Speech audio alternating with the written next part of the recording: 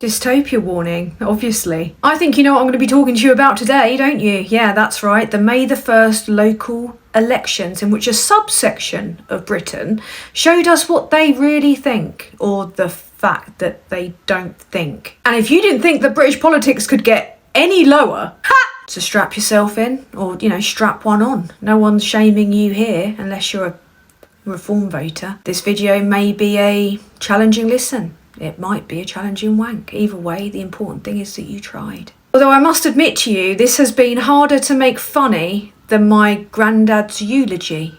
Although the benefit of YouTube is that unlike my granddad's funeral, no one can kick me out of the church. Let's start with the Conservatives, shall we? I know that's an old picture, but I just love seeing pictures of Conservatives cry. To paraphrase what Braverman once said, it's my dream, my obsession and my sexual kink. What? Frankly, the way that the Labour Party's behaving at the moment, I might just leave that up when I'm talking about Keir Starmer. Yeah, he's not getting off lightly today. Normally, the Tories suffering such catastrophic losses would really do it for me. But what I've learned in my many years covering politics is that we're not allowed to be happy, because there's always something looming over you, like Johnson, looming over one of his many conquests like a fabric wardrobe, that comes along and just everything up. They came in with just 15% of the vote. Wow, that's a low score, mate. That's a very, very low score. Arguably it looks even better in graph form. It's kind of got 9/11 vibes, isn't it? Yeah, it's an exceedingly low percentage, but not as low as the percentage of the population that would successfully be able to get it up for Anne Widdecombe. And like Anne Widdecombe, their outcome was, fucking horrible. They've lost councils left, right and centre. Left, right and centre, quite an apt term, isn't it? Because that's all the things that Labour's trying to be simultaneously at the moment. You've got Northamptonshire, Buckinghamshire, Hertfordshire.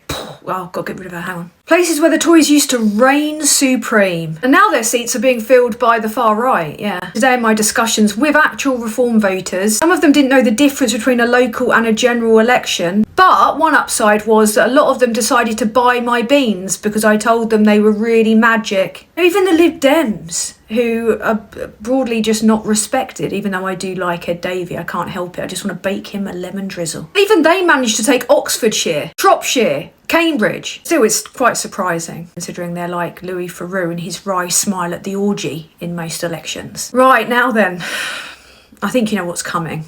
Oh dear Labour, Keir Starmer.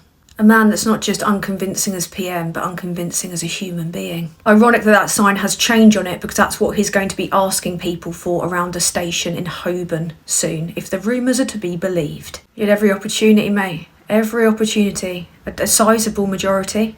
Tories are on fire, You've got every opportunity to piss on them.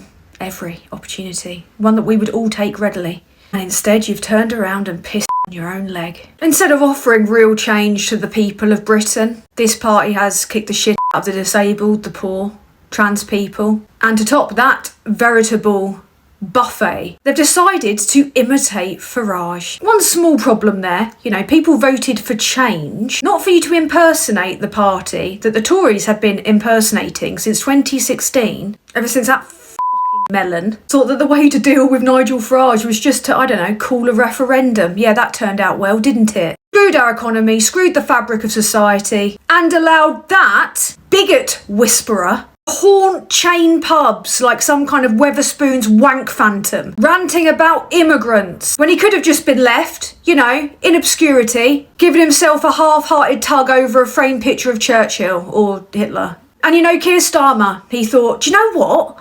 That's who I'm going to emulate. The people that inspired the last lot who got kicked out, that's who I'll be. In lieu of, a plan, any facet of personality, any facet of basic believability as a person. Not only will impersonating reform, quite rightly, literally, lead to Labour's core base abandoning them as they should, but it will fuel societal division by legitimising their far-right culture war bullshit.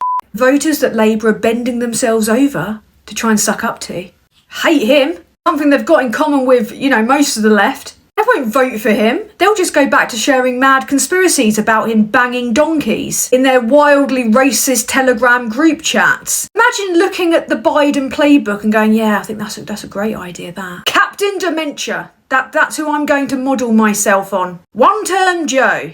He made realistic changes to the economy. He started improving the living standards of Americans. And you know what won? Conspiracy and rhetoric. Because facts don't matter anymore. And then in waltzes some bizarre right-wing populist caricature with a fake tan who looks like your Auntie Pam after she just got back from an all-inclusive in Magaluf, saying the mad racist shit that all of your grandparents and uncles and now, scarily, younger people are bombarded with on Facebook. Not just Facebook, no, every single social media site. Oh, and every broadcaster, and oh, every news station, and every political panel, and every paper. Then those same people sit back and go, oh, I wonder how Reform won. Oh, yeah, that's a real head scratcher, isn't it? But yes, Dharma, make immigration the problem. When because of the Brexit issue that you just ignore and pretend hasn't happened, we're horribly lacking workers. And whilst it's admirable that you are bringing down the waiting lists in the NHS, Starmer, it's probably also important to note that you're probably not getting the press that you want unless you bend over and pretend to be a fascist, despite the fact they won't respect you. You can't complain because you will not implement Leveson 2 or press reform when you have the majority to do it. Now instead Labour are like, oh, you know what? Please vote for us. We promise that we will, get rid of all the brown people, pander to xenophobia, embrace racism light. Pathetic. They've emasculated themselves. They've cock-blocked themselves, not just from power, but from anyone respecting them. But it won't just be themselves that they'll screw with this rhetoric, it will be the entire country. Because all those populist cliches, they don't do anything but breed division and hand power to reform. Do you want to know what they should be doing? Having a bit of vision, being bold, doing something crazy like, I don't know, undermining the rhetoric of the far right, talking positively about immigration and the fact that we desperately need it. I'd mentioned that, over 200,000 foreign-born workers are working in the NHS. That's 1 in 5. Without those workers, our NHS would collapse like one of those cheap tents that Reform wants to put asylum seekers in. I wonder if Reform are going to put those tents in a kind of, encampment, a concentration of them, like the Tories tried to do with Manston, and putting people knowingly infected with TB on the Bibby Stockholm, and when that didn't work, infecting them with Legionella. It doesn't just lack moral conviction, it lacks any imagination. They've got the keys to the kingdom. And even after the result, this. If the government doesn't do whatever it takes to stop asylum seekers entering the country by small boat from France, Labour risks losing the next election, according to a senior party figure who, like others, I'll fill in the rest, who, like others, are missing the point that's being screamed to them by anyone with sense. That if they continue this, even their own voters are going to try to fuck them. Labour used to dominate in Runcorn, Helsby, and their answer? Doing precisely what we did in order to lose. Although I have to say the best tweet that I've seen on this was Eno on Blue Sky saying, beginning to understand why Mike Ainsbury punched that constituent now. We're all thinking that about Reform voters, aren't we? As they bash one off into their flags in a desperate attempt for him to touch it. Or just notice that they exist on X as they post racist memes. And him, he laps it up, the Pied Piper of Twatlin. A multi-millionaire telling working class people that he's really on their side whilst turning around and sucking off hedge funders. When in reality, he'd sell Durham to Amazon for the price of a night at the Carlton. Voice of the people. It's just a race-baiting, migrant-bashing circus. Yeah, Reform gained ground, but let's look at this objectively. This is how it looks in the grand scheme of things. That down there at the bottom, Reform. Don't get me wrong, they gained a horrifying amount of seats. But I personally do not think that it's in any way remotely organic. I have been following this for years. Captain Bullshit there, pretends that he represents all these people, their legitimate concerns. Those concerns have been manufactured. Millions has been poured into manufacturing them. To break it down, convenient for Farage, isn't it? That the far right, incel, conspiracy, turf pipeline, all overlaps. That Christianity is being weaponised and utilised by some of the rapists that he chooses to not only take photos with, but fully align with. It's a skirt for them to hide behind for when the eventual allegations come to light. Because blind faith. Just ask Russell Brand. And it's also really convenient for him and, his mate Putin, that his followers, through the conspiracy pipeline, have been made to mistrust conventional journalism. So any allegation of wrongdoing or, I don't know, collusion with Russia, that can just be dismissed as fake news, can't it? Especially convenient that his followers prefer the opinion pieces of pricks with mics on YouTube. I know, I understand the irony of me saying that, but... Or just opinion pieces broadly. I say pieces. Opinion headlines. Don't read the fucking articles, do they? And the fact that social media is rife with foreign interference and bot farms. The app owners themselves on the side of fascists like Trump, selling what remains of their soul to further their greed. And then there's, of course, Musk. Just look at the difference in coverage for Reform, who are, yes, light blue, in terms of traffic during the last election campaign. If just a few posts, a sprinkle of stochastic terrorism dressed up as just asking questions by Farage and Elon Musk can fuel and incite race riots. What on earth makes you think that they're not influencing elections? Especially when you look at what offshore bot accounts like the previous Patriotic UK post in support of Nigel Farage, Reform, GB News. This is what the Nazis would do if they were around today. When I say if. And this is how Reform's content performed in comparison to the other parties from May to July 2024. 6 times more than either the Labour Party or the Conservative Party or their leaders. This is not organic. That's just a snapshot of their radicalisation process, and I strongly believe that this is radicalisation. Farage in particular is capitalising on economic and political decline that he generated. It's like going to your abuser for a hug and comfort after they've broken your legs. They're manipulating your anger. And they're in a win-win situation in their councils, aren't they? Because all of the money and the change and the legislation happens in central government. Councillors are just like community support officers. So if central government do well, they can take the victory. If central government do bad, oh, it's all Labour's fault. Something that the Tories have been doing in underfunded areas of Britain since 2010, despite them causing, over 300,000 deaths with austerity.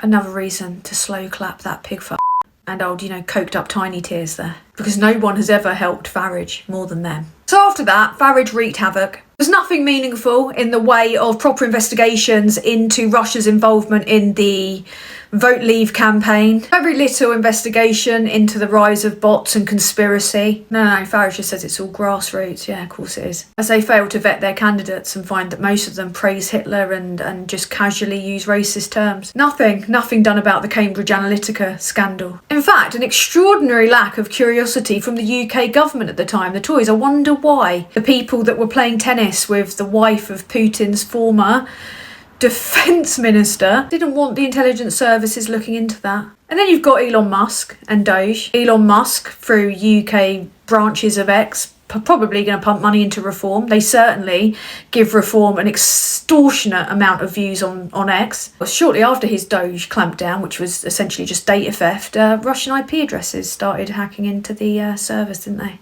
And why is that relevant? Well, because they're all in cahoots with each other. Farage, MAGA, Elon Musk. And then Farage said that he wanted to essentially implement the DEI policies that are going on in America into UK councils and advised workers working on climate change, diversity, or even just from home, you'd better start looking for alternative careers very quickly. Or you'd better start preparing for lefty lawyers who know a bit more about UK employment law to hand you your ass. But let's put this in proportion, shall we? Look at how many of those in black are no overall control. Look how many are light blue for Reform. And then look at the news coverage and look at who over the last 2 years have been platformed everywhere. Like it's the 90s and they are the Spice Girls. Well, more like the Tice Girls, eh? They just want to feed you the fear, want to tell you if you get rid of all the brown people, everything will be okay. All right, mate, kick out the immigrants. If we're all lucky enough for you to have another plane accident, let's see who'll treat you in A&E. The rise of Reform should scare everybody. And he could stop it with press reform, with legislation, if he found his balls. As for the Tories, well, they're over. They've been replaced by a party further to the right of them, which we haven't had since the days of fucking Mosley. I'd like to think that the people, when they feel the real consequences of a Reform Council or Reform government, that they're going to go,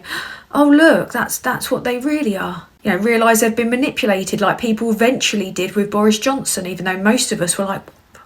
But with most of the world under authoritarian rule, People like Elon Musk interfering in EU elections. We're going to free fall into fascism, and it's going to become full MAGA UK. Nigel Farage doesn't have any original ideas. He's been played like a marionette by American figures since 2016, and then the Tories were played by Farage. Like a game of Russian dolls, isn't it? Except all f***ly. Anyway, terrible time to even have a basic comprehension of politics, isn't it? Till next time, don't have nightmares.